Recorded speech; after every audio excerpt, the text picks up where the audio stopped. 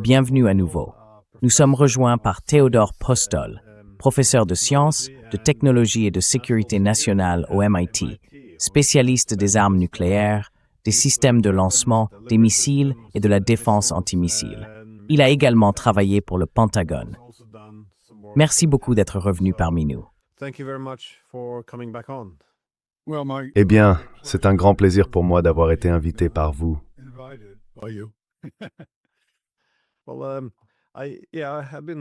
Eh bien oui, j'avais hâte de parler avec vous, car cette guerre contre l'Iran est en grande partie une guerre autour des missiles et de la défense antimissile. En somme, celui qui peut infliger le plus de douleur et en supporter le plus est capable d'épuiser l'adversaire.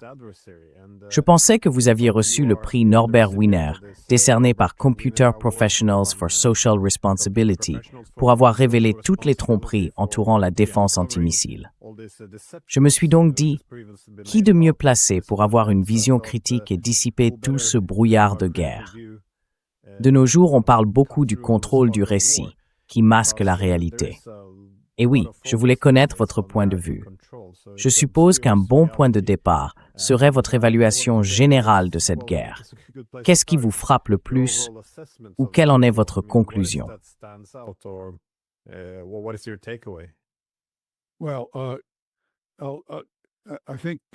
Eh bien, je pense que vous avez récemment reçu une évaluation fantastique de la part de Larry Wilkerson, mais je vais vous donner la mienne depuis un point de vue beaucoup plus restreint, car Larry, à mon avis, a une vision très large et une grande expérience. Mais de mon point de vue beaucoup plus limité de technologue, permettez-moi de nuancer ma première remarque en précisant que je travaille littéralement jour et nuit pour essayer de suivre ce qui se passe.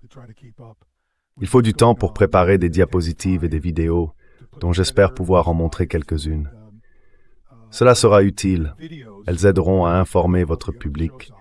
Car regarder une vidéo est une chose, mais comprendre ce qu'elle vous dit en est une autre.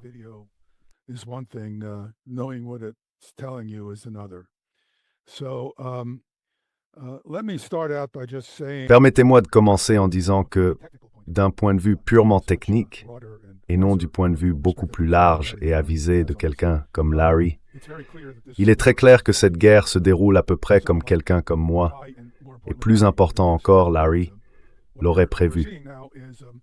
Ce que nous voyons maintenant, c'est que dans les phases initiales de la guerre, les États-Unis et Israël infligent d'énormes dégâts à l'Iran. Mais bien sûr, l'Iran est un pays de 90 millions d'habitants, et c'est un pays très cohésif. Malgré tous les problèmes internes qu'il connaît, il reste fondamentalement une culture unie. Et il ne me semble pas que la situation favorise en aucune manière l'issue dont parle à la fois le président Trump et le Premier ministre Netanyahou.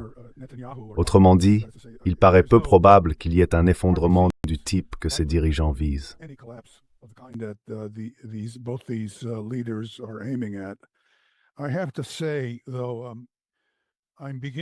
Je dois dire cependant que je deviens extrêmement inquiet à propos de Netanyahou. Je vais le dire franchement, parce que ça me trotte dans la tête. Cet homme est un maniaque homicide, et du genre de maniaque homicide qui pourrait réellement utiliser une arme nucléaire à un moment donné. Donc je pense, peut-être la prochaine fois que je passerai à l'antenne, que je pourrais rappeler à votre public quelles sont les capacités de l'Iran en tant qu'État doté de l'arme nucléaire. Ce n'est pas un État non nucléaire. Ce n'est pas non plus un État nucléaire qui a déjà construit une arme nucléaire, du moins à notre connaissance. Mais c'est un État qui pourrait en construire une en très peu de temps. Et il serait impossible de les en empêcher, même si l'on utilisait des armes nucléaires contre l'Iran pendant qu'ils construisaient la leur.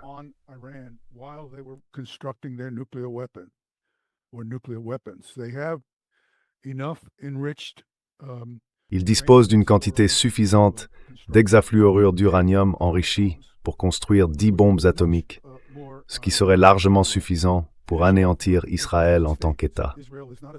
Israël n'est pas un pays de 90 millions d'habitants. Il en compte 8 ou 9 millions. Il possède quelques grandes villes stratégiques et 10 armes nucléaires serait bien plus que nécessaire pour mettre fin à Israël en tant qu'État. Il n'y a aucun moyen d'arrêter l'Iran. Je pourrais en parler un peu plus une autre fois. En gros, tout ce qu'il faut pourrait tenir dans un tunnel pas particulièrement grand, et il serait possible d'y effectuer l'enrichissement final pour obtenir de l'uranium de qualité militaire et construire une arme nucléaire sans qu'il soit nécessaire de la tester.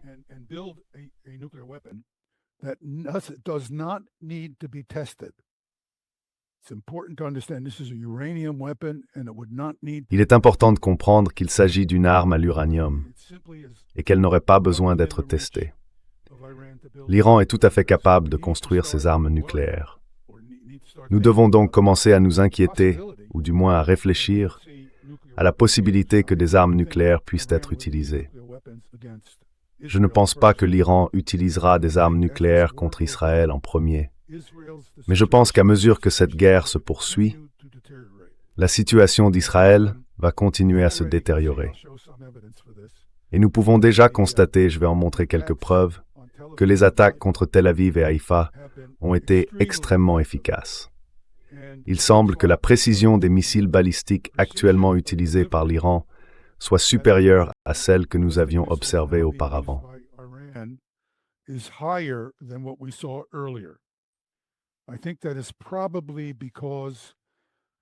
Je pense que c'est probablement parce que l'Iran utilisait d'anciens missiles balistiques, gardant les plus avancés pour une guerre prolongée si elle devait éclater.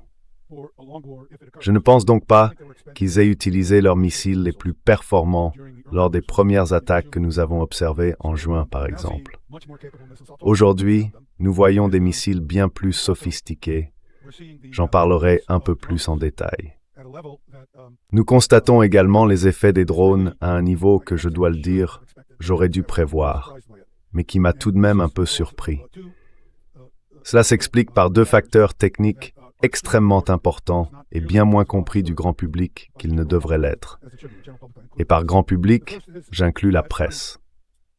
Le premier est que la Chine et la Russie fournissent des données satellitaires en temps réel et à haute résolution sur les cibles que l'Iran souhaite attaquer, tant dans les États du Golfe Persique qu'en Israël même.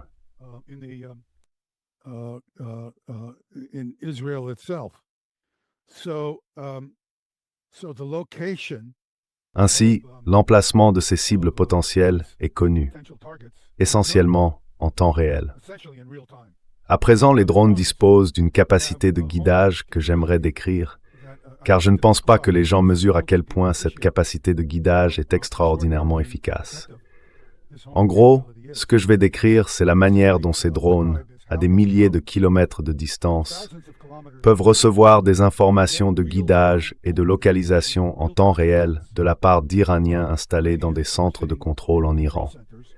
Ainsi, si vous souhaitez diriger un drone vers une station radar, un navire à quai ou une installation pétrolière, si vous décidez d'attaquer ces cibles, vous pouvez frapper avec une précision de l'ordre de quelques dizaines de mètres, ce qui est largement suffisant pour détruire la plupart des cibles visées.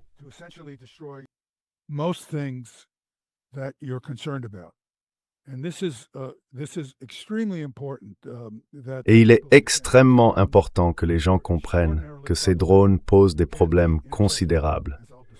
Ils peuvent être interceptés, comme je vais l'expliquer, mais ils sont très nombreux. Ils transportent des ogives suffisamment puissantes pour causer d'immenses dégâts à des cibles importantes. Et ils sont omniprésents, littéralement partout. Il y en a des milliers et il pourrait y en avoir encore des milliers d'autres en route. Ils vont tout simplement submerger ce qu'il reste des défenses aériennes et antimissiles qui sont désormais épuisées par les attaques iraniennes. C'est ici la guerre d'Ukraine 2.0. Ce que les Russes ont fait en Ukraine, c'est utiliser les drones de manière très efficace pour épuiser l'ensemble du réseau de défense aérienne, laissant l'Ukraine pratiquement sans protection, afin de pouvoir ensuite détruire de vastes parties des infrastructures ukrainiennes.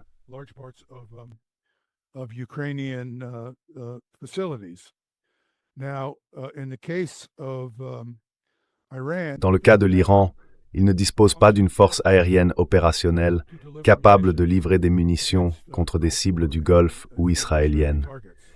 Ils sont donc limités à l'utilisation de missiles balistiques, mais ils en possèdent des milliers, et ces missiles deviennent de plus en plus performants. Je vais décrire certaines de ces capacités avancées dans un instant. Commençons par expliquer comment ces drones obtiennent leurs informations de ciblage. Nous avons vu de nombreuses preuves qu'ils ont détruit des radars clés dans les États du Golfe. La base navale de Bahreïn a été ravagée par les flammes et ils ont causé d'énormes dégâts. Malheureusement, j'ai été tellement débordé que je n'ai pas encore eu le temps de rassembler les documents à ce sujet.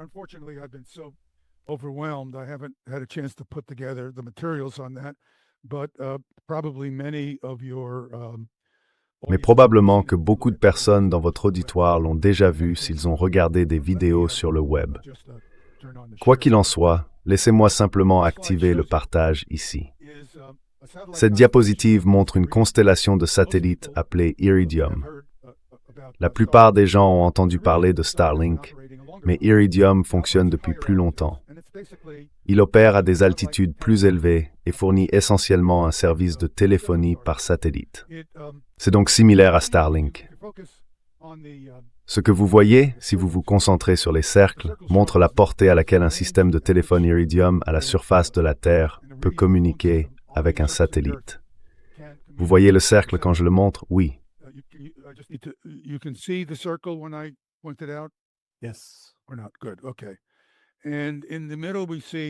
Nous ne sommes pas bien d'accord. Au centre, on voit qu'il y a un satellite, et ce satellite fonctionne un peu comme un modem téléphonique. Il dispose d'un débit descendant d'environ 300 kilobits par seconde et d'un débit montant d'environ 700 kilobits par seconde. Ces chiffres sont importants comme je vais vous le montrer dans un instant. Si vous regardez ces lignes plus lumineuses ici, ce sont les liaisons entre les satellites. Donc, si je me trouve à un endroit, disons sous ce satellite particulier, et que je veux communiquer avec un point situé de l'autre côté de la planète. La diapositive suivante montre sur une projection de Mercator les cercles qui se chevauchent. Vous pouvez voir qu'il y a, je crois, 76 de ces satellites.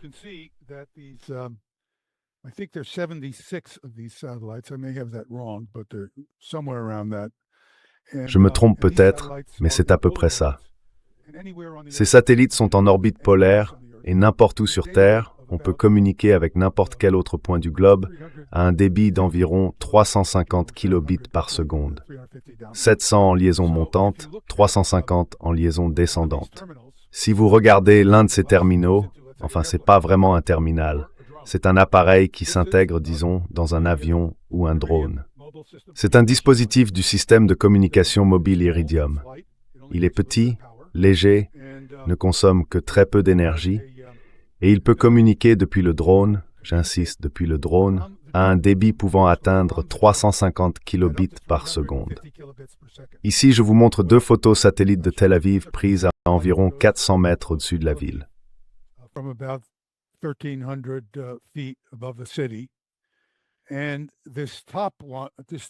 Et cette première photographie montre une image haute définition de Tel Aviv. Celle du dessous est la même photo, mais en résolution 240p, bien plus basse. Cela donne environ 20 à 30 images par seconde, donc vous ne voyez pas 60 images par seconde à cette résolution. On remarque qu'elle est légèrement plus floue, mais cette résolution est largement suffisante pour fournir à l'opérateur de drone en Iran les informations dont il a besoin pour diriger les manœuvres de l'appareil. Nous avons donc désormais ce système mondial, enfin je ne sais pas trop comment l'appeler, de drones à vue subjective, n'importe où dans le monde. C'est très significatif. Quand on observe ces drones, j'en parlerai dans un instant, voici donc un drone.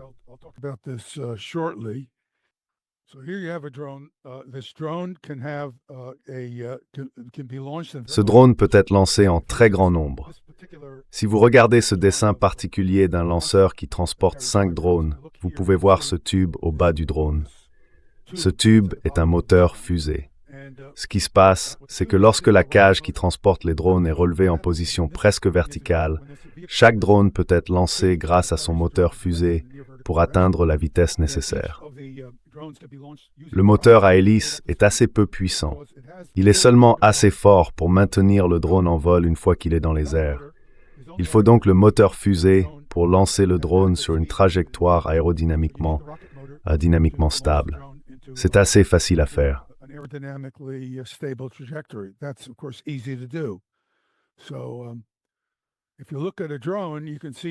Donc si vous regardez un drone, vous pouvez voir qu'il existe toutes sortes d'équipements que l'on peut y installer. Et c'est pas difficile de... Eh bien en fait, nous savons maintenant que les Iraniens utilisent les communications Iridium. Ce drone particulier n'a pas nécessairement de communication Iridium, mais il n'est pas difficile d'en obtenir. Voici un exemple de drone.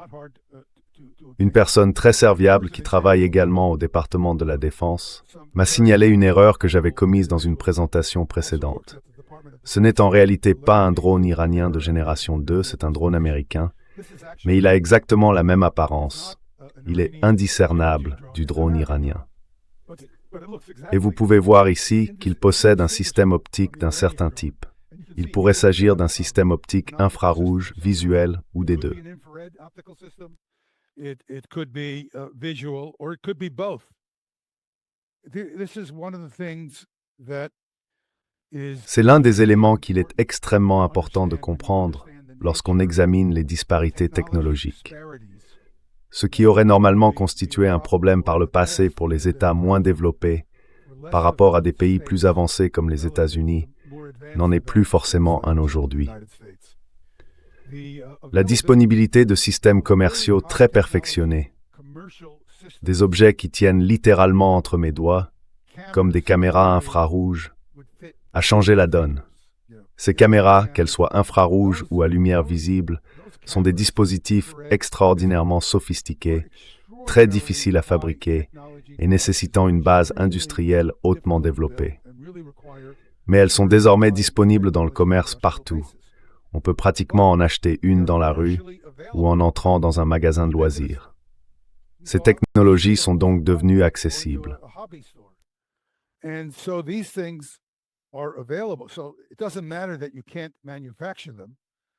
Donc, il n'importe pas que vous ne puissiez pas les fabriquer. Ce qui compte, c'est que vous puissiez vous en procurer. Par exemple, lorsque vous avez des engins explosifs improvisés qui ont causé d'énormes dégâts et posé un immense problème aux Américains en Irak, par exemple, ces dispositifs utilisent en réalité une technologie incroyablement avancée. Ils combinent une charge explosive qui reste tout à fait à la portée des capacités technologiques locales avec un téléphone portable très sophistiqué, bien au-delà des capacités technologiques des personnes qui l'utilisent, mais néanmoins disponible. Il suffit d'aller dans un magasin et d'en acheter un. Je prends donc ce téléphone et je l'attache à un détonateur sur cet engin explosif, improvisé relativement simple mais mortel, et j'ai maintenant un système à distance que je peux déclencher à longue portée.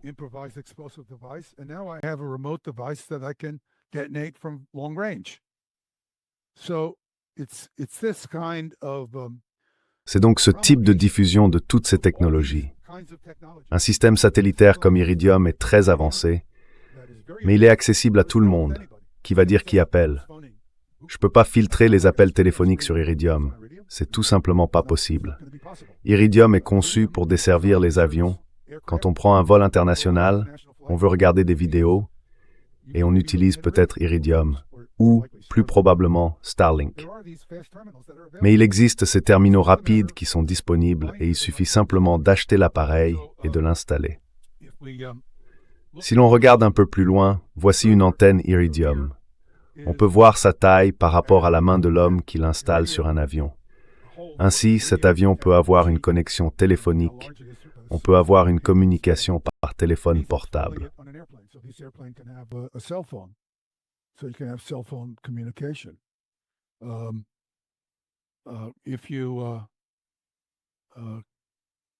This is aerodynamically, C'est aérodynamiquement, enfin, vous installez cette antenne sur un drone, vous achetez l'appareil que je vous ai montré tout à l'heure, vous l'installez et vous obtenez une communication télévisée bidirectionnelle.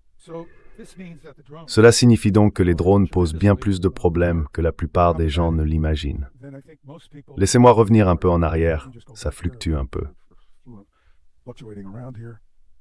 Si l'on regarde les dégâts qu'un de ces drones peut causer, on voit que celui-ci est probablement l'un des plus petits, peut-être avec une ogive de 45 kg. Et voici un autre drone, peut-être avec une ogive de 45 ou 90 kg, qui a percuté un bâtiment. Nous avons de nombreuses vidéos de ces drones frappant des bâtiments. La situation n'est donc vraiment pas très favorable à l'Occident. Dans ce cas, à la fois pour Israël et pour les bases militaires américaines dans le Golfe Persique. Car les informations satellitaires fournies par la Chine et la Russie sont très détaillées.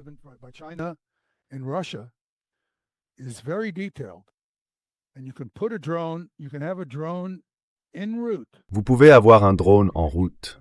Il peut lui falloir 1 heure ou 2, voire plusieurs heures, pour atteindre la zone cible. Mais vous pouvez le mettre à jour seulement 10 minutes avant son arrivée.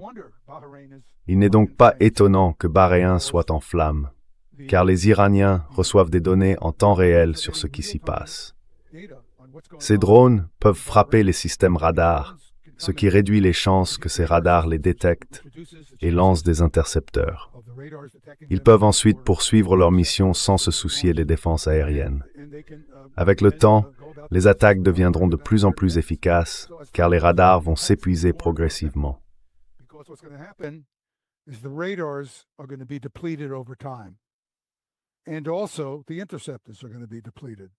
Et les intercepteurs vont eux aussi s'épuiser. Donc ces bases aériennes subiront de plus en plus de dégâts. La seule façon qu'elles commencent à en subir moins, c'est si les Iraniens manquent de drones. Et il y a très peu de raisons de croire que cela arrivera. Ces drones sont fabriqués en temps réel, et il est probable que des centaines puissent être produits chaque jour. Les Russes en fabriquent des milliers par jour. Nous ne savons pas non plus si les Russes ou les Chinois décideront de transférer davantage de drones aux Iraniens, car cette guerre devient désormais une préoccupation pour la Russie comme pour la Chine, ce qui explique en partie pourquoi ils commencent déjà à aider l'Iran.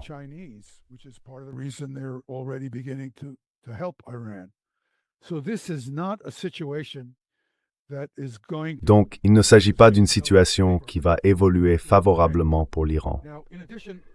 Maintenant, en plus de ces problèmes, nous avons la question des contre-mesures que nous observons dans les missiles balistiques. Malheureusement, ce ne sera pas aussi organisé que je le souhaiterais, mais laissez-moi simplement vous montrer quelques images, puis je les décrirai. Je vous montrerai également quelques vidéos. Encore une fois, je m'excuse pour la présentation désordonnée, mais voici une ogive Al-Fatah. Ce que vous voyez ici, c'est l'ogive. Cette section est la partie explosive. Ces ailerons permettent de guider l'ogive dans l'atmosphère. Ces ailerons sont efficaces. J'ai déjà effectué des calculs aérodynamiques par le passé.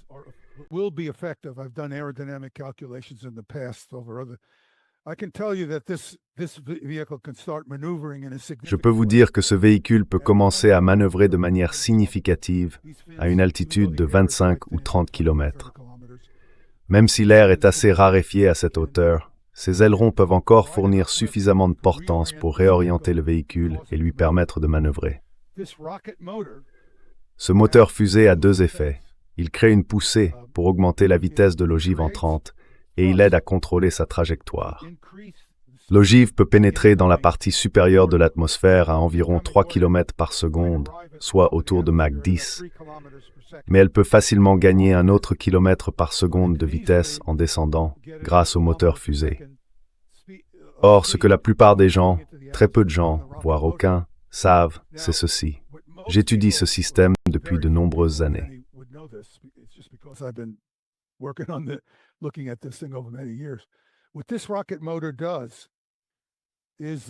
Ce que fait ce moteur fusée, c'est que lorsque l'ogive atteint une altitude plus basse, peut-être 5 ou 10 km, le moteur continue à libérer des gaz. Ces gaz s'échappent à l'arrière du véhicule et réduisent la traînée. En d'autres termes, l'air s'écoule autour du véhicule à basse altitude à une vitesse extrêmement élevée, Mach 12, Mach 13. Il se forme donc une sorte de vide derrière lui. Ce vide crée une pression qui tire sur le véhicule. C'est ce qu'on appelle la traînée de base.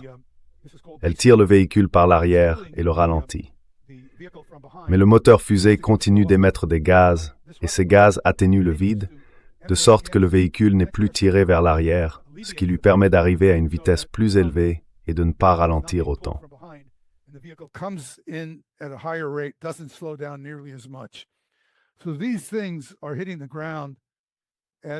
Donc, ces engins frappent le sol à des vitesses supérieures à Mach 10, voire Mach 12. À Mach 10, ce véhicule possède à peu près le double de la capacité explosive. Il cause 2 fois plus de dégâts que son propre poids total, parce que le poids du véhicule lui-même est converti en énergie cinétique.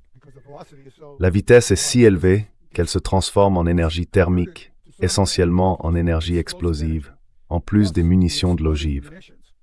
Ainsi, ce véhicule pourrait délivrer l'équivalent de 2 tonnes de puissance explosive. C'est un potentiel de destruction considérable. Maintenant, cette partie reste encore un peu spéculative, mais je suis assez sûr que nous la comprenons plutôt bien à ce stade. J'en saurai plus la prochaine fois que nous en parlerons.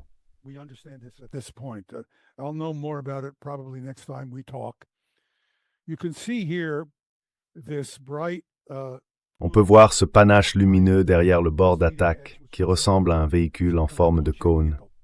Il s'agit probablement d'une ogive manœuvrante à haute altitude.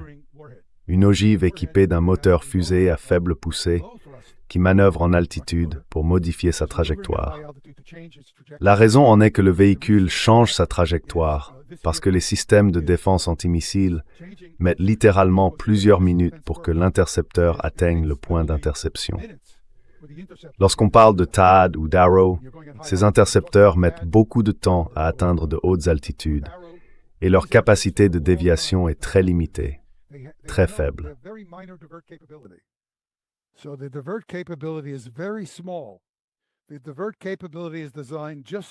La capacité de déviation est conçue uniquement pour leur permettre de faire de petits ajustements afin qu'ils puissent réellement atteindre la cible quand ils y parviennent, ce qui est rare.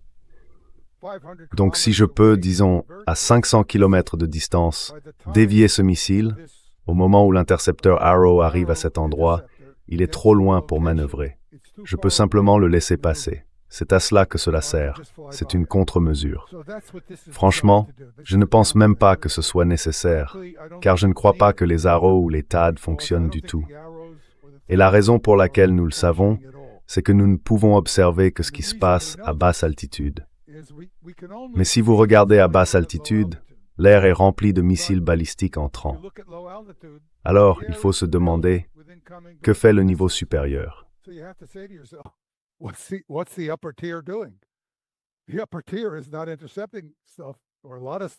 Le niveau supérieur n'intercepte pas grand-chose parce que tout arrive au niveau inférieur.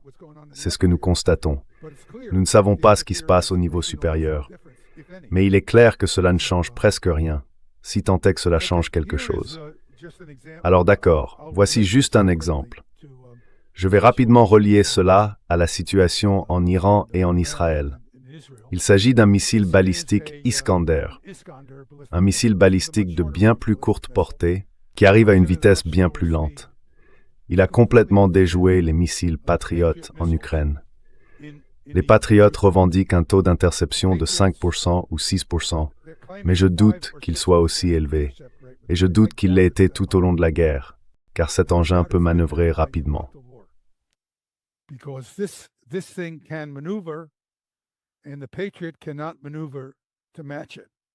Et le Patriot ne peut pas manœuvrer pour l'égaler.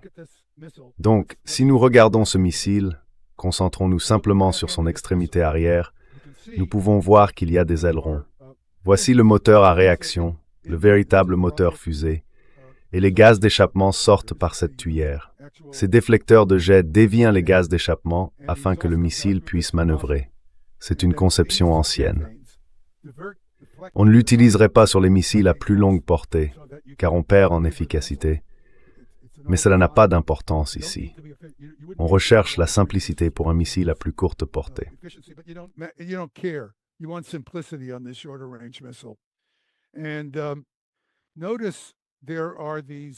Et remarquez qu'il y a ici ce genre d'attaches. Ce qu'il y a dans ces attaches, ce sont des leurres. Voici une photo de l'un de ces leurres. Il contient de l'électronique. Il n'y a absolument aucune raison pour que les Iraniens ne puissent pas déployer des dispositifs simples comme celui-ci.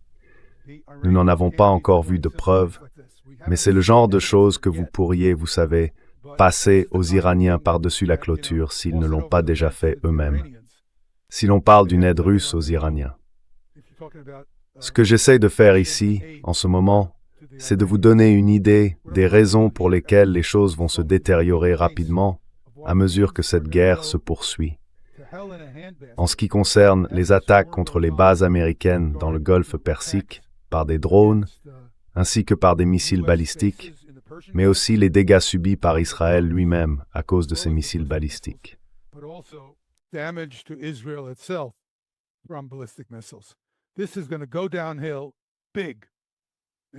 Ça va se dégrader très vite. Et nous commençons seulement à voir à quel point la situation va empirer. Voici une image de ce leurre particulier, c'est le leurre russe.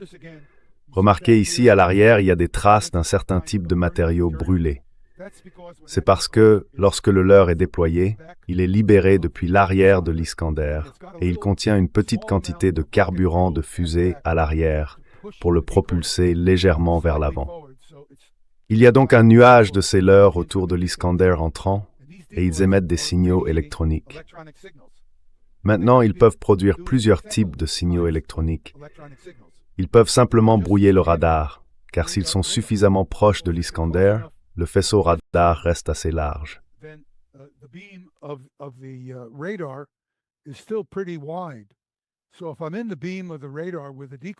Donc si je me trouve dans le faisceau du radar avec un leurre et qu'il s'agit simplement d'un brouilleur, il n'y a aucun moyen pour moi de l'annuler, d'annuler le brouilleur. Si le brouilleur est éloigné, je peux l'annuler et les radars sont capables de le faire. Mais s'il se trouve directement dans le faisceau principal, je ne peux pas. Je pourrais donc simplement brouiller le signal, ce qui ne demande aucun effort, ou bien imiter le signal radar. Chaque fois qu'une impulsion radar arrive, j'enregistre l'impulsion et je la renvoie, créant ainsi une fausse image gigantesque. C'est ce à quoi Israël va être confronté demain ou dans le futur, si ce n'est pas déjà le cas. Ces contre-mesures existent depuis des années, et les gens, eh bien, j'ai été en grande partie seul à en parler, mais j'avertis depuis des décennies au sujet de ces contre-mesures.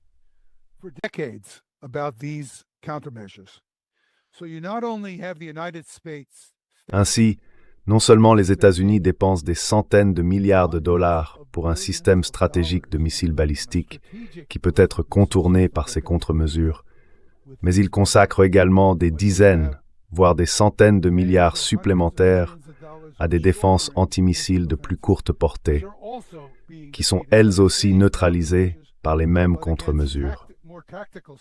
Simplement appliquées à des systèmes plus tactiques plutôt que stratégiques. C'est une gigantesque fraude technique qui dure depuis des décennies.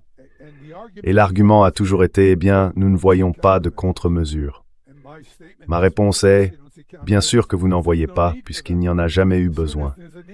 Dès qu'il y en aura besoin, vous les verrez, et c'est ce qui se passe maintenant. La prédiction faite il y a 30 ans se réalise pleinement.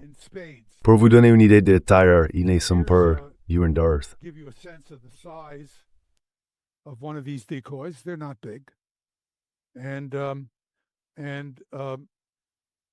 Et si nous voulons voir, voici une sous-munition iranienne. J'en cherchais partout. Voilà, c'est une sous-munition. Elle contient probablement environ 3 kg d'explosifs puissants. Celle-ci en particulier n'a pas explosé. Elle est tombée au sol. Vous pouvez voir qu'elle avait des ailes qui se déploient. Les ailes se replient dans ces cavités ici. La sous-munition est éjectée et les ailes se déploient. La sous-munition se stabilise immédiatement. Donc, quand vous voyez ces engins, s'ils ne se stabilisent pas, s'ils tournent sur eux-mêmes, ils vont ralentir et toucher le sol à une vitesse subsonique. Vous verrez alors cette munition comme nous la voyons ici. Mais si l'empennage se déploie assez rapidement, qu'elle ne tourne pas et qu'elle se stabilise, cette munition suivra directement le véhicule principal. Et nous pouvons le voir dans des vidéos.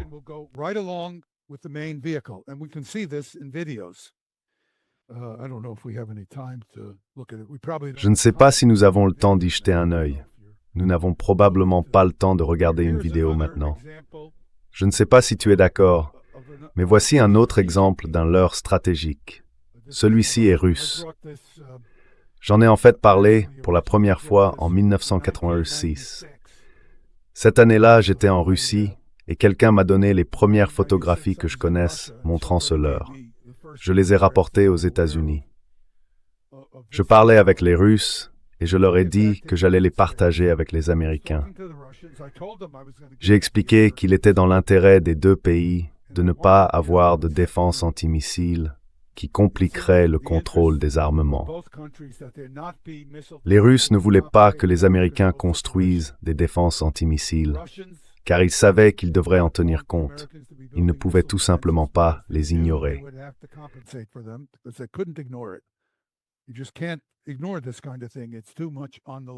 On ne peut tout simplement pas ignorer ce genre de choses. L'enjeu est trop important. Alors ils m'ont montré l'un de leurs leurres, et j'ai dit, eh bien, si vous me donnez une image, je la rapporterai. Je la remettrai au Pentagone et j'expliquerai de quoi il s'agit. Et ils me l'ont donné. Le Pentagone a donc été clairement informé que les Russes fabriquent ce type de leurre. C'est ce que j'appelle un leurre réplique électronique, et il volerait aux côtés des ogives stratégiques. Quand j'étais au Pentagone, juste pour montrer à quel point le système de renseignement a échoué, nous observions des vols en provenance de Plesetsk, en Russie. Les Russes lançaient des ICBM depuis Plesetsk vers le Kamtchatka. Ils lançaient ces missiles au-dessus de la Russie, donc il s'agissait d'essais de missiles balistiques stratégiques. Et les Russes déployaient leurs ogives. On voyait ce qu'on appelle post-accélération.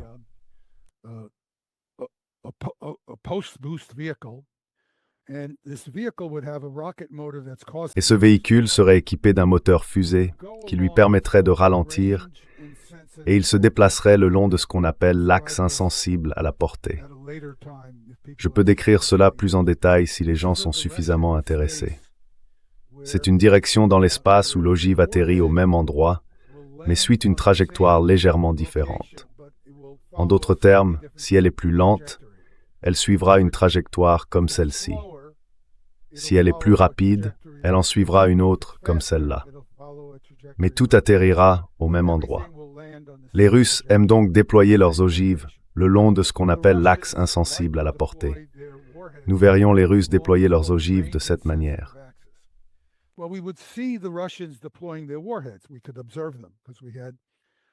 Nous pouvions les observer parce que nous disposions de ces radars d'imagerie, des radars à ouverture synthétique. Les Russes savaient que nous pouvions faire cela, mais bon, soit. Ce que nous voyions aussi, c'était un grand nombre d'objets associés aux véhicules de rentrée. Je me souviens même d'avoir vu cela dans les rapports de renseignement, des RVAO. Je disais, bon sang, ce sont des leurres. Et ils répondaient, non, ce ne sont pas des leurres, ce sont des RVAO. Je parlais à ces gens du renseignement et je leur disais, comprenez-vous que ce que font les Russes, c'est tester le déploiement et la stabilité des leurs lorsqu'ils sont libérés et qu'ils ne vous montrent pas les véritables leurs.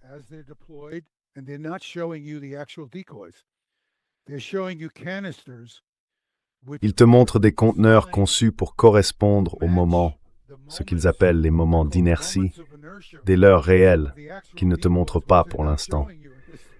Mais ils testent le schéma de déploiement pour s'assurer que, lorsqu'ils libèrent ces leurs, ils ne se mettent pas à tournoyer ou à faire quelque chose d'inattendu.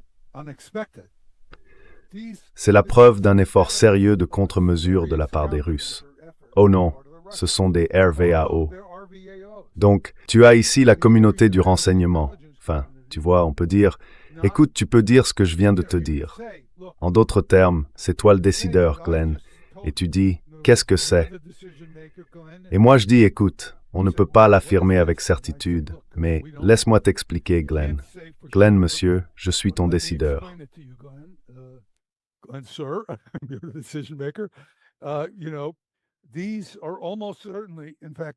Vous savez, il est presque certain, en fait, il est évident, qu'il s'agit de leurres de reproduction.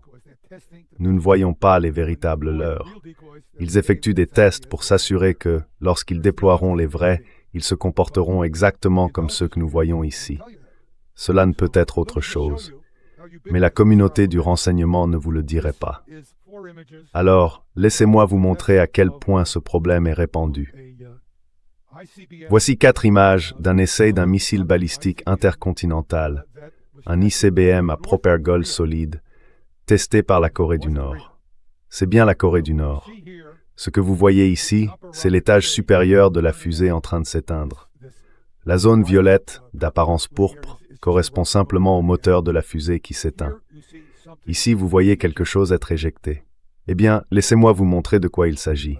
C'est une cartouche de paillettes radar. Voilà donc le missile nord-coréen.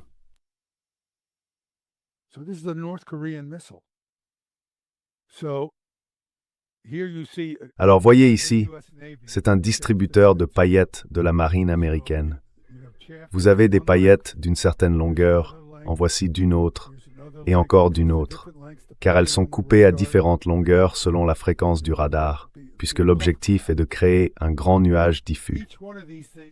Maintenant, chacune de ces paillettes peut servir de leurre à haute altitude dans l'espace, car elles se déplacent simplement avec l'ogive. Ainsi, je peux créer un nuage de paillettes contenant l'ogive et un autre sans ogive, puisque le radar ne peut pas voir à travers. En somme, je peux créer tous ces nuages de paillettes.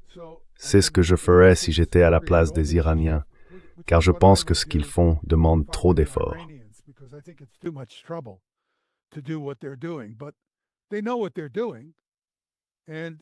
Mais ils savent ce qu'ils font, et ils sont manifestement extrêmement bien formés, bien informés sur les contre-mesures, et tout à fait capables de les mettre en œuvre.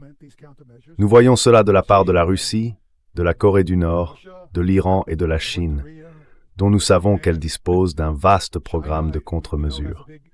Ainsi, toutes ces défenses antimissiles, qu'elles soient stratégiques ou tactiques, sont inutiles. Tout cet argent dépensé et toutes ces fausses affirmations selon lesquelles nous pourrions protéger le public contre les missiles balistiques, ces affirmations se sont révélées fausses au cours des 30 ou 35 dernières années. Vous savez, je parle de cela depuis 35 ans.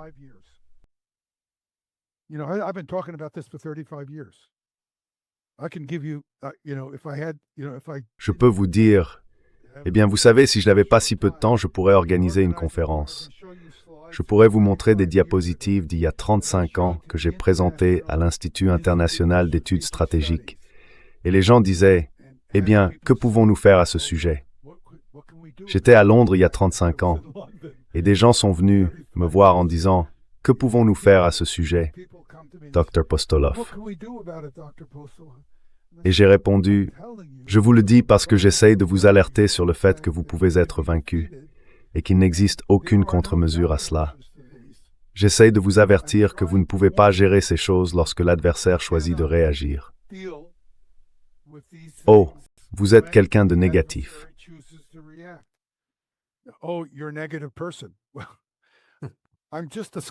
Eh bien, je suis simplement un chercheur qui essaye de vous informer sur ce qui est techniquement faisable des deux côtés. Et vous savez, vous ne pouvez pas, cela n'a rien à voir avec les intercepteurs. Ils veulent vous montrer des fusées décollant du sol et des intercepteurs. Mais cela n'a rien à voir avec les intercepteurs. Il s'agit des systèmes de capteurs. Si le capteur ne peut pas distinguer ce qui est une ogive et ce qui ne l'est pas, vous ne pouvez pas effectuer d'interception. Vous ne savez pas où envoyer les intercepteurs. Et c'est la situation dans laquelle nous nous trouvons.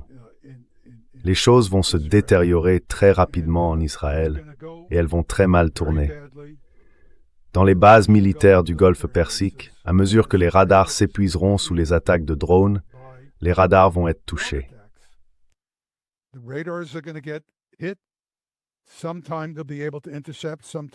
Parfois, ils pourront intercepter, parfois non. À mesure que les radars s'épuisent ou que les intercepteurs disparaissent, parce qu'il n'y en a plus, il ne restera plus que les armes à feu. En fait, j'ai vu il y a seulement quelques heures une vidéo montrant des tirs provenant d'une base militaire américaine, où l'on voyait qu'ils utilisaient des armes pour tenter d'abattre les drones, car ils n'avaient plus d'intercepteurs sur cette base en particulier. C'est la situation à laquelle nous faisons face. Donc j'ai une mauvaise nouvelle à vous annoncer.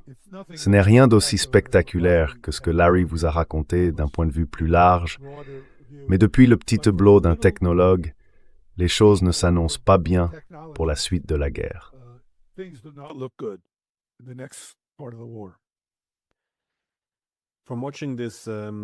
En regardant cette interception ou tentative d'interception, quelle est votre impression générale sur la capacité de défense? Je veux dire, vous avez déjà bien couvert le sujet, mais est-elle en train de diminuer rapidement? N'a-t-elle jamais été vraiment bonne?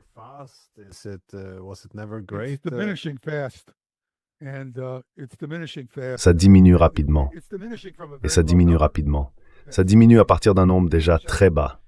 Rapidement. Je veux dire, l'interception, c'est une fraude totale. Une fraude totale perpétrée non seulement contre le public, mais aussi contre, enfin, vous pouvez trouver, vous savez, Mike, comme vous le savez peut-être, pendant la guerre du Golfe de 1991, j'étais la seule voix, avec mon très talentueux collègue George Lewis, à décrire l'échec du Patriot pendant la guerre du Golfe de 1991. Nous avons fini par démontrer, et cela a fini par être reconnu, que le Patriot n'avait intercepté aucune ogive Scud pendant la guerre du Golfe de 1991. Or, le Patriot utilisé à cette époque était l'intercepteur Patriot PAC-2, qui coûtait la modique somme d'1 million de dollars pièce.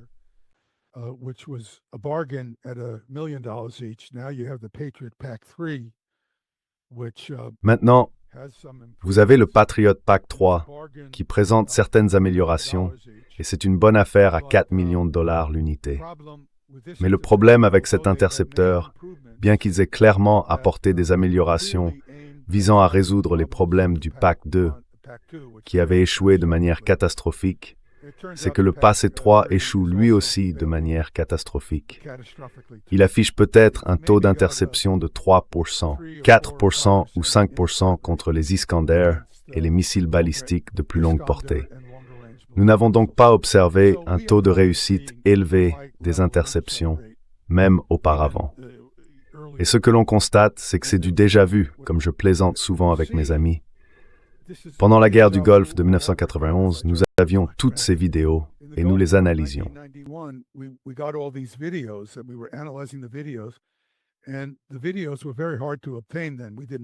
Les vidéos étaient très difficiles à obtenir à l'époque. Nous n'avions pas tout ce contenu sur Internet, alors nous allions voir les diffuseurs et les supplions de nous laisser copier leurs images des affrontements. Il nous a fallu des mois pour rassembler les vidéos, et dans chacune d'elles, on pouvait voir les ratés. En fait, nous en avons réuni un grand nombre et avons montré qu'elles étaient toutes des ratés. Si vous écoutiez les journalistes parler, ils disaient « Voilà un impact, voilà un impact, voilà un impact ». Mais ce qu'ils appelaient des impacts étaient en réalité les explosions des intercepteurs Patriot, parce qu'ils sont équipés d'une ogive qui explosait dans le vide. Je pourrais vous montrer cette vidéo si cela vous intéresse.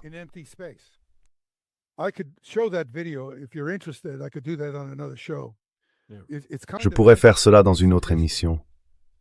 C'est une sorte de passage intéressant de l'histoire, car c'est ce qui s'est produit pendant la guerre du Golfe en 1991.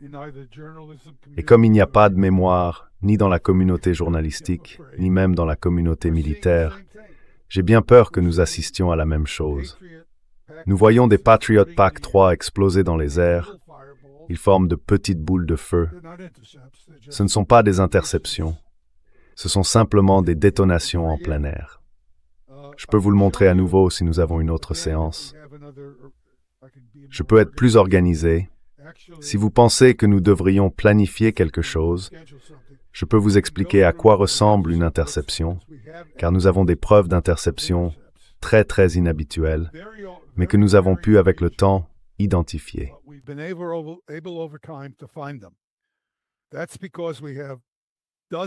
C'est parce que nous avons des dizaines et des dizaines de vidéos où il n'y a aucune interception.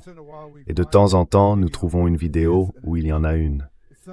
Ce n'est pas parce que les interceptions sont fréquentes, c'est justement parce qu'elles sont si rares que nous devons passer en revue vidéo après vidéo pour en trouver une. Mais nous savons que nous pouvons observer des interceptions. C'est ce qui rend le fait d'en trouver une si important. La boule de feu d'une interception est très grande et nettement plus large et plus brillante que celle d'un intercepteur Patriot PAC-3 qui explose. C'est ainsi qu'on peut reconnaître une interception. Le Patriot PAC-3 percute l'avant de l'ogive et la fait exploser. S'il la touche sur le côté et la fait exploser, c'est raté. Voilà ce qui se passe. Les taux d'interception sont très, très faibles. Ils ne se sont pas améliorés. S'ils sont plus faibles maintenant, c'est seulement parce qu'ils ont épuisé leurs intercepteurs patriotes. Et il semble qu'il y ait eu quelques interceptions réussies du dôme de fer, mais même celles-ci se produisent à un taux plus faible. Donc je dirais qu'entre le dôme de fer et le Patriot PAC-3, les taux d'interception ont été de quelques pourcents tout au plus lorsque des intercepteurs étaient disponibles. Les choses vont empirer parce qu'ils vont manquer d'intercepteurs, mais je ne sais pas si cela a vraiment beaucoup d'importance.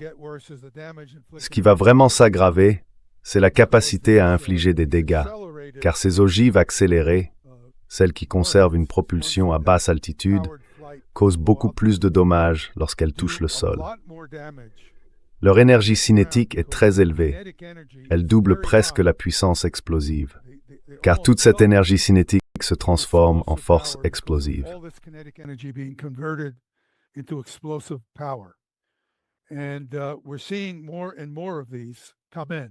Et nous en voyons de plus en plus arriver.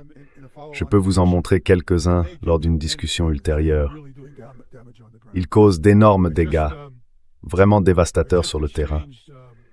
Juste avant cela, ma femme est entrée et m'a montré un message que nous avons reçu de très bons amis à nous en Israël, qui sont opposés à Netanyahou. Vous savez, je n'ai pas une bonne perception directe de ce qui se passe aujourd'hui en Israël, au sein de la population, parce que tous nos amis sont contre ce qui s'y passe. Mais on nous a dit que la situation sur le terrain est infernale, c'est le mot qu'ils ont employé. Et cela semble effectivement infernal d'après ce que je peux voir dans les vidéos. Et cela va empirer, cela va continuer indéfiniment. Nous n'en sommes qu'au 7e ou 8e jour de la guerre.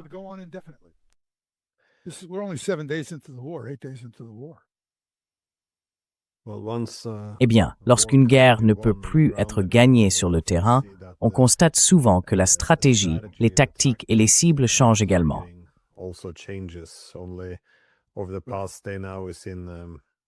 Ce qui m'inquiète, c'est que ce maniaque homicide en vienne à utiliser une arme nucléaire contre l'Iran. Et si cela se produit, l'Iran réagira. Qu'ils aient ou non des armes nucléaires pour le moment, cela leur prendra peut-être quelques semaines, mais ils en auront une et ils riposteront. C'est ce à quoi nous pourrions être confrontés. J'espère donc que les États-Unis ont le type de contrôle sur les Israéliens qu'ils prétendent avoir, car je ne sais pas si quelqu'un peut arrêter cet homme. Nous jouons avec le feu avec Netanyahou. Cet homme est un maniaque homicide, et je suis extrêmement inquiet. D'ailleurs, si Larry n'est pas d'accord avec moi, j'aimerais le savoir. Nous devrions en parler. J'ai vu les commentaires de Larry dans ton émission plus tôt. Je pense qu'il est d'accord avec moi, mais je n'en suis pas sûr. J'accorde beaucoup de valeur à son point de vue en raison de toute son expérience d'initié que je n'ai pas. Mais je deviens très préoccupé par ce qui va se passer dans les prochains mois, voire dans l'année ou plus. Cela ne sera pas sans conséquences.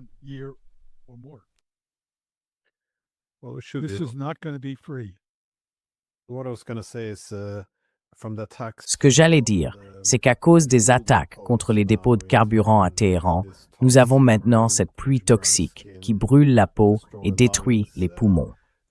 Il y a également eu des attaques contre l'usine de dessalement qui fournit l'eau, ce qui constitue un crime de guerre. Et Trump a récemment déclaré que la carte de l'Iran ne ressemblerait probablement plus à la même après cette guerre. Donc il semble que, eh bien, je ne suis pas sûr que cela implique l'introduction de combattants kurdes. Mais dans tous les cas, je pense que l'escalade devient vraiment incontrôlable. La perspective d'une arme nucléaire ne devrait pas être écartée comme un échec à remporter la victoire.